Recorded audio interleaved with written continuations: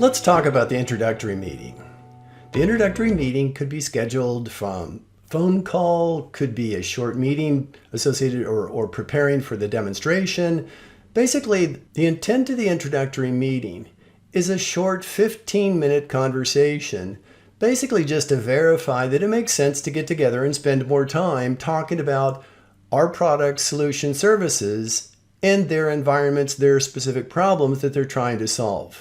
Let's talk about the 3 key points of the introductory meeting. First, we want to verify at a high level that there's a match with this customer, the type of problem that they're looking to solve, and the problem that we think that we solve with our products and services. Second is we want to start gathering information about this customer. Is the person that we're talking to the right person in the organization? Would they be the people that are actually going to be responsible for solving this problem? Third, we want to gain an agreement on our objectives for what we want to try and do and accomplish in the discovery call, our next call when we get together the next time with a larger group of people. Let's go through the checklist for the introductory meeting. At a high level, do we have a vision match with this customer? Does it appear that we may solve a problem that they wish to see solved? And third, are we engaged with the right level of the organization? Let's talk about the discovery call. In many instances, this may be our first real meeting with the customer or the representatives of the customer. This could be the result of our call to action from our various campaigns where we're offering a demonstration. So our demonstration could end up being our first call or our discovery call. We cover using the demonstration as the discovery meeting in a separate recipe that I would recommend that we take a look at. So let's cover the 3 key points associated with the discovery meeting. First is, this may be the only opportunity that we have to really brag about our company. And when I say brag about our company, I mean basically establish our credibility in the marketplace through testimonials, awards that we've won, the Gartner Cool Vendor Award. Perhaps it's the strength and reputation of our investors, whether they're Sandhill or otherwise, regional investors relative to the people that we're going to be talking to. It could be the credentials of our technical team. This is the only time we're going to have an opportunity of really going in depth and bragging on ourselves to this customer so that they remember it and it establishes that credibility with them, because it's difficult, if not impossible, to come back later and do the same thing. The second thing is before we go into this meeting, we want to think about the kinds of questions that we're going to be wanting to ask. Asking questions is a skill. And so we want to think about the questions that we're going to need to know from this customer, or basically any of our customers, when we go in and talk to them as part of our demonstration or as part of our discovery meeting to say, what would I need to know to really understand if this is in fact a good prospect for me and for my product? And allows me to demonstrate the unique capabilities that my product offers. So the bottom line is, I want to write out these questions and I actually want to practice it out loud, asking the questions and basically see how it sounds. Because sometimes if we don't, it can sound kind of blunt or kind of harsh the way that we would ask the question. So we need to practice, because asking questions is in fact a skill. The third thing is we want to try to discover, as part of our conversation, asking questions and having a discussion with them, what's the next best alternative to solving the problem besides using us? So it could be, how are they doing it today? Or it's going to be more tricky to find out if in fact they're looking at something else. So I think that it's going to be more, what is it that they're currently doing today? And what are the standards associated with it? What are the areas that they would like to see improved? That kind of thing is what we're going to be trying to discover as part of the discovery meeting. So let's go through our checklist for the discovery meeting to see if we think we're ready to move on to the next step. The checklist for the discovery meeting is really the answers to the questions that we thought we needed to ask going into this. And that is, do we think that we solved the problem that they actually would wish to see solved? Is it likely that they're going to appreciate the value that we're able to deliver to them? Do we understand their environment well enough to where we could have a next meeting and go into more technical detail and talk to them about how we think our implementation would fit into their environment with their technical team, whether it's IT or the people responsible for the existing systems? Do we think that this customer allows us the opportunity of demonstrating our unique capabilities? Does it really take advantage of the uniqueness of our solution to solve their specific problem? And lastly, does this warrant a deep dive technical meeting where we go into more detail and try and figure out exactly how it is that we would implement our solution in their environment and demonstrate our unique capabilities? The deep dive technical meeting. By now, we should feel pretty good about this prospect. We've had a couple of meetings with them. We've discussed with them. We're pretty confident that what we have is a pretty good solution, and we would be able to demonstrate some unique capabilities to them that would differentiate our product from the other alternatives that they would currently have. So let's talk about the 3 key points that we want to stress as part of the deep dive technical meeting. First is we want to make sure that we confirm that our solution can in fact be installed in their environment, that there's not any issues that we haven't uncovered with the team that so far that we've been talking to. So we're going to have an opportunity of talking to their technical people, which is their IT or security operations, or the people that are currently supporting the existing system. So we want to find out and uncover anything in this meeting that would preclude us from being able to actually install our system at their site. The second thing is, and this is kind of a subtle point for many people that haven't necessarily gone through this kind of a process before, is we want to be prepared to answer as many of the IT technical buyer questions as possible in this meeting. So this is an opportunity, if we have the people pulled together, we want to anticipate the kinds of questions that their technical buyers are going to be asking us. And it's the kind of questions like what kind of interfaces, what kind of APIs, what are the technical aspects of our product that they, as the people that would be responsible for supporting that product, would want to know to make sure that they understand what it is that they would be signing up to, or in fact make sure that there's not some kind of a problem associated with our system that they would end up uncovering later.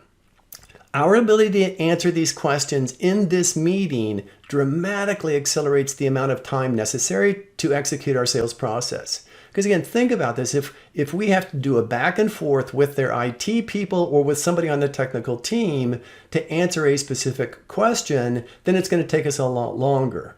The worst case scenario is that they don't ask the question, they assume they know the answer, and in fact it's wrong, and it precludes us from being able to actually execute our pilot program, or it precludes us from installing our software in their environment. The other thing is, and finally, maybe the most important point is, we want to make sure that in our discussion, we haven't cut some corners or simplified the proof of concept or the pilot or our implementation to the point that we're not able to demonstrate our unique capabilities and value. The simplest way to think about this is it'd be easy to run a small test case, but if we only really show our value on a large test case, then we have to be trying to figure out in this deep dive technical meeting, how do we run our large test case? If our advantage is the ability to do something difficult, we have to actually construct that test case that allows us to demonstrate our ability to do something difficult to be able to prove to this customer that in fact we can solve their problem. So let's go to the checklist for the deep dive technical meeting to make sure that we're ready to go on to the next step. Have we gone through the details with the people on both sides, our people and their people, where we're really confident that we can implement our solution in their environment and have their people execute on our system sufficiently to where they'd be satisfied with the results of the proof step? Did we explore whether or not we support all of their different systems internally that they're currently using?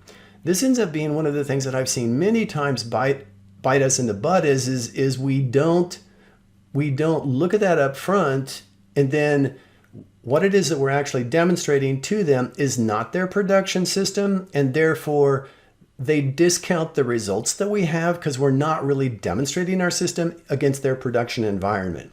So we need to make sure that whatever it is that we're doing that we have the capabilities of doing what we need to do to demonstrate our capabilities to this specific customer.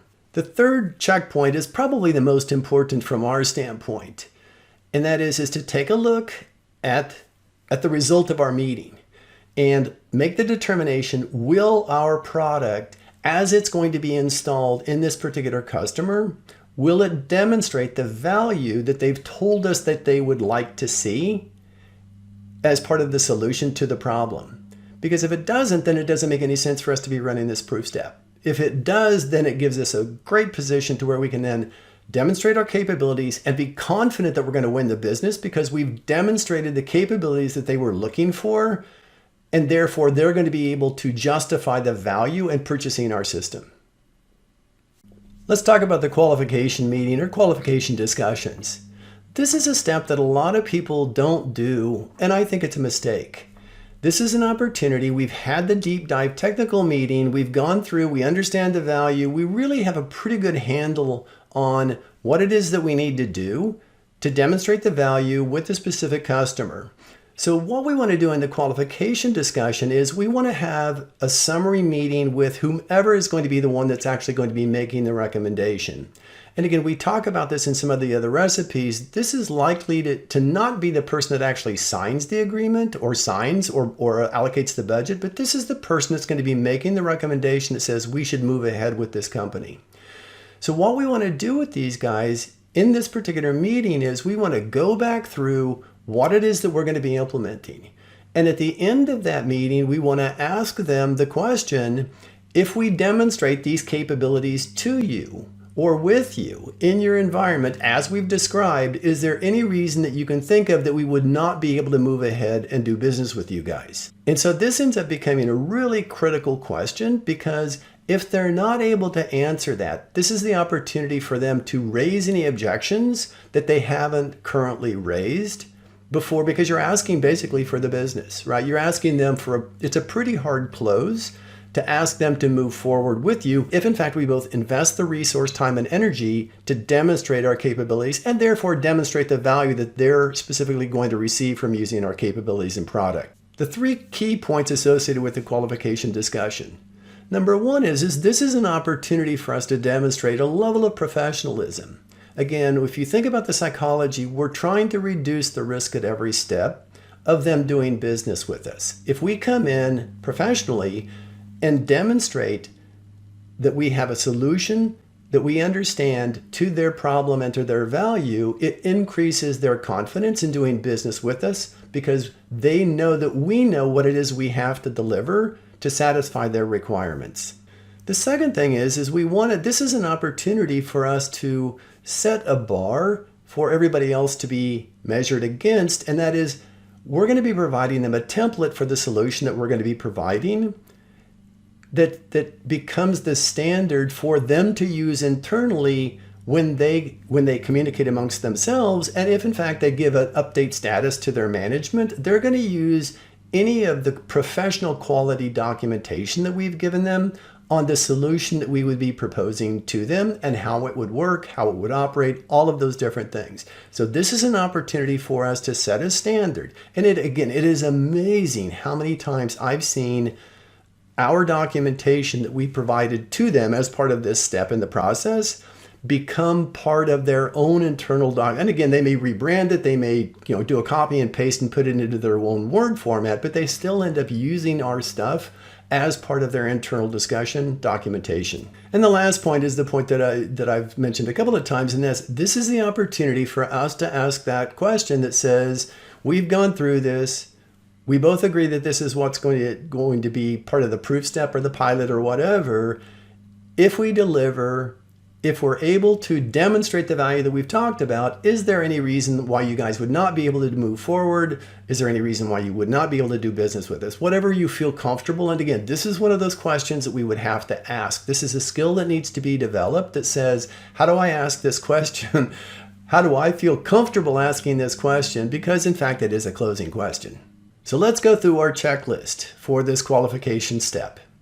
Number one is, do they have a problem that we think that we can uniquely demonstrate that we solve, and therefore that we can derive the value that we would wish to see from our efforts? Secondly, have we mutually agreed on what the demonstration of that value would end up being in their environment, such that it's sufficient for them to go ahead and move forward at the completion of the demonstration or the proof of value? The third thing is, are we working against a deadline or some kind of a time frame? We need to make sure that we understand that what the timeframes are that they're working against, it could end up being that we need to either accelerate or they may not be in that big of a hurry, which again is a good thing to know as part of this step.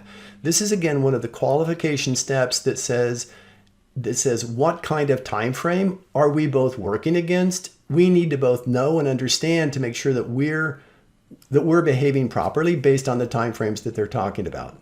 The other question that we want to be asking, or the other checkpoint that we want to be covering on this thing is there any reason why they can't do business with us?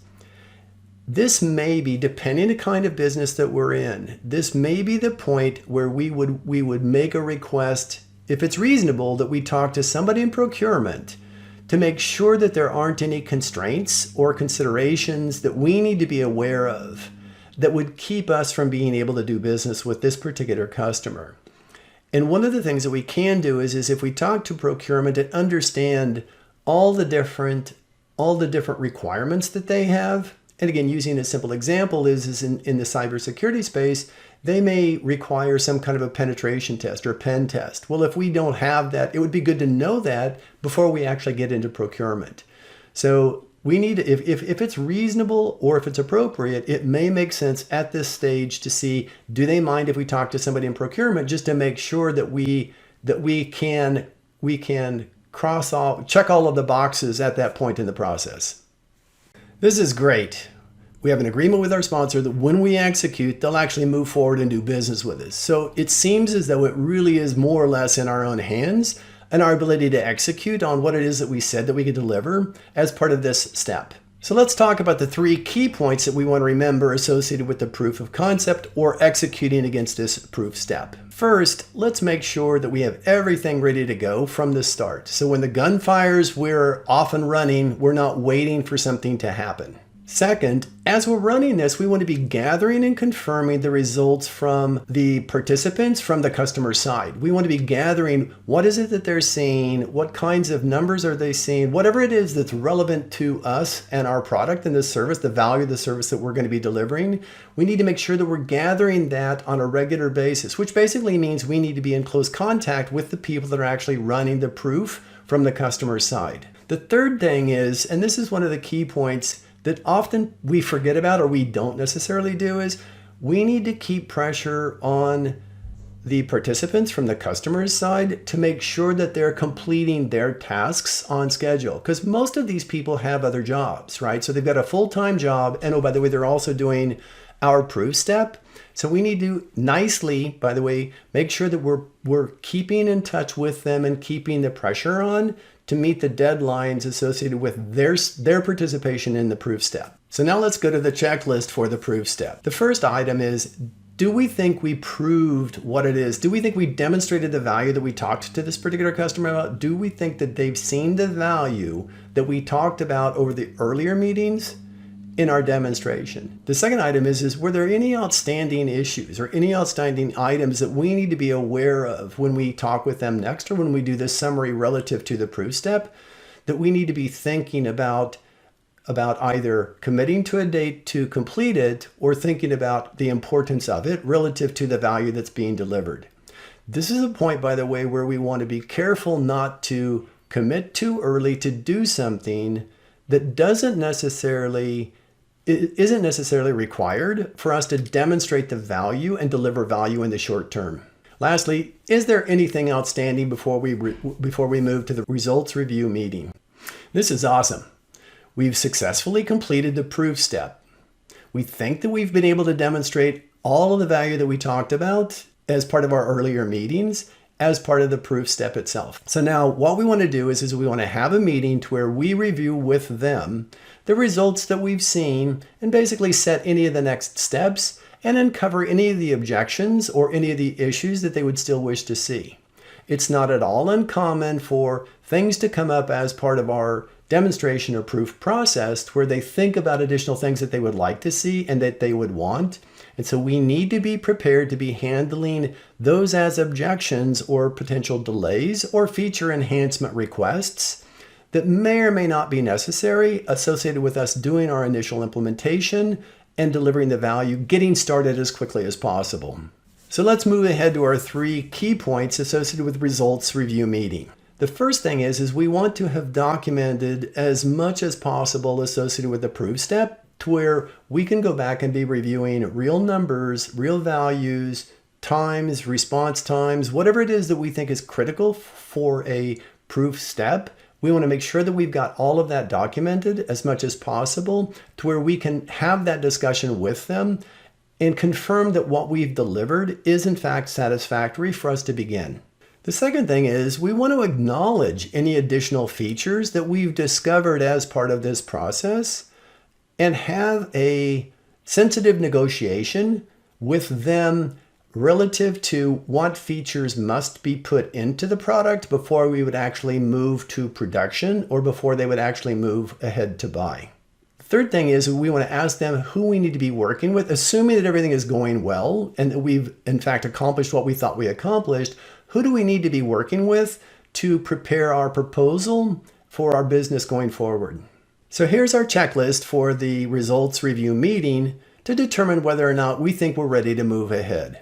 First is the customer has in fact confirmed that we met the objectives and that we delivered the value that they were looking to see as part of our proof step. The second thing is we've discussed and agreed on any of the other outstanding items, whether or not they're going to be included or not included as part of the feature set that we're going to use to move ahead to production. The third thing is we will know who it is that we're supposed to be working with to be preparing our proposal. A proposal has multiple options associated with it, and we need to make sure that we're working with somebody on their side to understand what their constraints and their requirements are from a proposal standpoint. We'll get to that in the next step.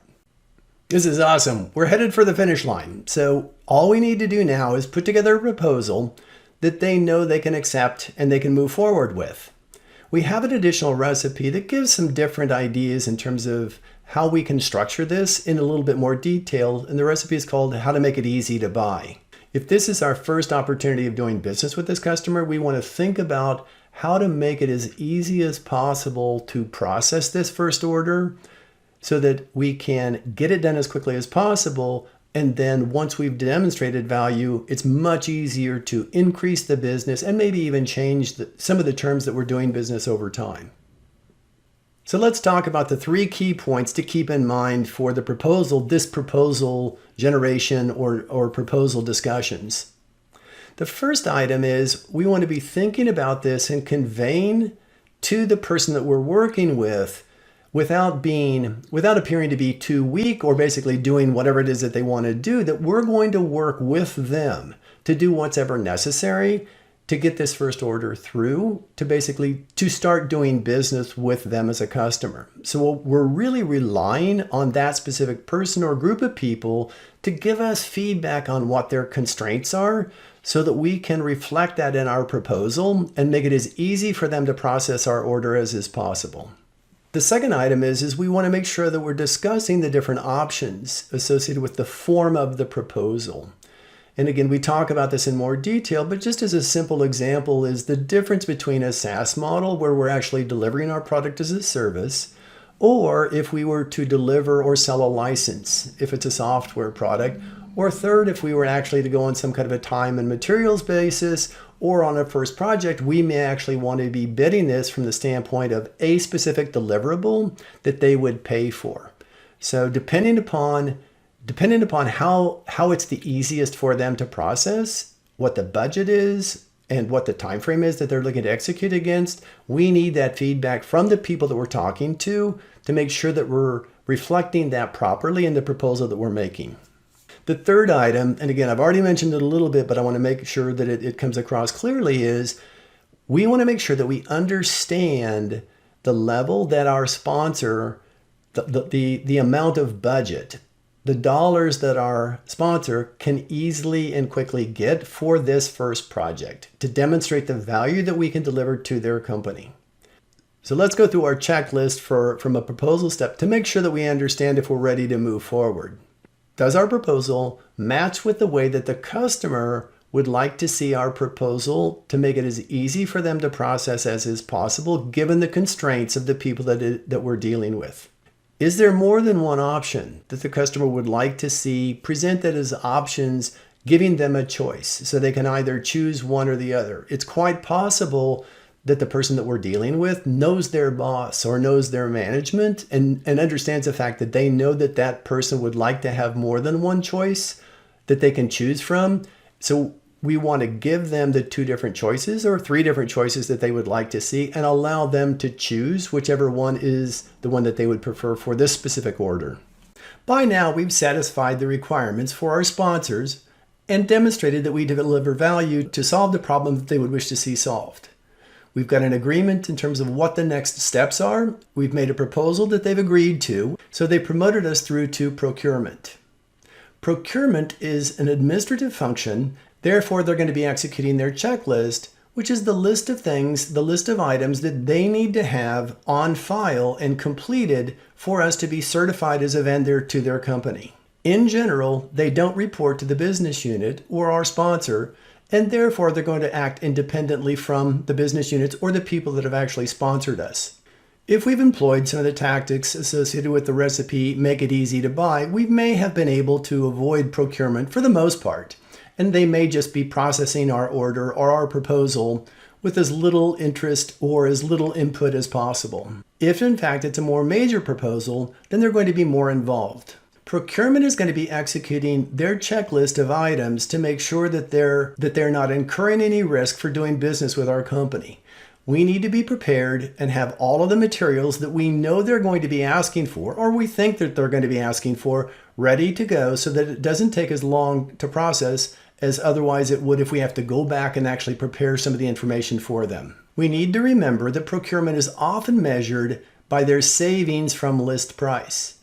So it's often a good idea to maintain some discount that we can give to procurement so that they can demonstrate the fact that they added value to the process. The third item is the most important item in many cases where we're going to actually have some kind of a negotiation with procurement. If there's multiple vendors or multiple options, procurement may try to come back and negotiate a much bigger discount by using our competition against us from a pricing standpoint. One of the exercises that we've done in the past is assuming that the incumbent or the existing vendor is going to offer something for free. The exercise that we go through is what would we do? How would we justify the value that we've demonstrated as part of the proof step to maintain our pricing even against a competition that is offering their product or their additional capability for free? Let's go to the checklist. Do we understand the value? And do we have documentation of the value enough to where we can make a strong negotiation based on the value that we actually deliver and maintain our pricing if in fact procurement tries to negotiate hard against us? Did we discover as part of this process some of the certifications and some of the documentation that we don't currently have that we know we're going to need for this order as well as for subsequent orders with companies that are similar to the one that we're currently doing business with? If so, we need to make sure that we get those prepared as quickly as possible so that they can check it off their list. We need to be thinking about what terms do we want on our first order. In many cases, it may be that we're better off doing some kind of a short-term, smaller deal on our first order because we haven't necessarily demonstrated the value to the company from a production standpoint to justify a much larger deal. Often, if we try to negotiate a corporate agreement or some kind of a site-wide, company-wide agreement as our first order, we're going to have to give a much bigger discount because we haven't necessarily demonstrated the value to maintain our pricing over a much higher volume. And most of the bigger companies are going to expect incredible discounts when they go to a company-wide or broad-based deployment license. So on the first order, we may want to think about and may want to consider maintaining our prices on a smaller order and negotiating on the basis that that's the pricing that we're giving based on the volume that they're actually committing to purchase at this time. If they're willing, which they're not going to be able to, commit to a larger volume up front, then we're able to give a larger discount. The comment that we've often made is when we get to the point where they're ready to make a longer term, high volume commitment, we'll make the pricing make sense at that volume that they're willing to commit to. As a quick summary, we just need to remember the fact that procurement has a job to do, and it's basically it's protecting their company against risk of doing business with us And in some instances, it's going to be justifying their existence on the basis of the fact that they've gotten a better price than what was already negotiated with the sponsors. We finally finished with procurement, and now we're ready to install our software in their environment in a production system. Let's go through the 3 key points associated with our deployment. First, we want to carefully select the first user group that we're going to be working with. We provide more detail on the thought that goes into that in the details of the recipe. The second item is we need to be prepared to offer proactive support to the users as they're coming up to speed on using our system. One of the points that we've mentioned before is that many of the users are not that enthusiastic about having to learn a new system. Most of them are interested in doing their job and getting their job done, and learning a new system in some respects can just be more work for them. So we need to be able and prepared to give them proactive support and make sure that they don't have any frustrations as they first start using the system. We need to make sure that they're really happy in using the system so that the word of mouth within their company is going to spread as a very positive associated with our deployment. Third is we want to execute against a specific set of objectives that we have for this first user group. It's real easy to start expanding too early in the process, expanding our capabilities and the features and additional groups and additional people. Let's make sure that we get the first group of users really happy before we start trying to expand our business too quickly. So let's go through the checklist for deployment. First, is the first user group a really good match for our product and the value that we're trying to demonstrate in the company? Second, and kind of a subtle point is this first user group well regarded within their own company, such that if they endorse our product, that's going to carry a lot of weight with other people within the company? Third, will they work with us if they encounter some kind of problems? We want to make sure that the first group that we work with has a very positive attitude and is excited about using our system and seeing the value for themselves. Lastly, is the first group to use our system set up to be successful so that we can quickly demonstrate a win for everybody that's been involved in the process, including our sponsor and the other groups? This is what all of the hard work has been for. This is the opportunity for us to scale our business based on the success that we've had with our first group of users. Let's cover the 3 key points associated with scaling our business. First is we need to create a plan. A specific plan with a set of steps that says this is how we're going to scale the business. This is how we're going to identify the additional groups of users that we're going to be able to contact and have them become users of our product.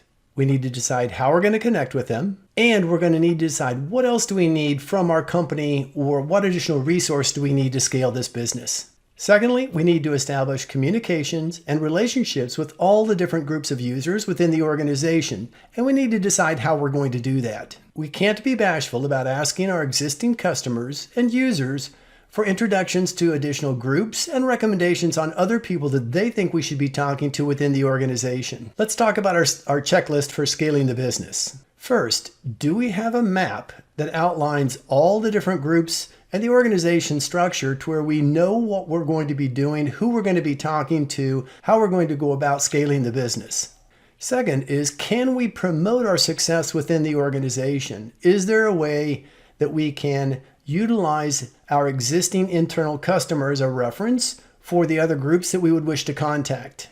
Third, can we schedule an event or some kind of a training session with our existing customers that gives us the opportunity of demonstrating our capabilities and products actually being used by people in their company on their systems, which would be a great reference for additional accounts?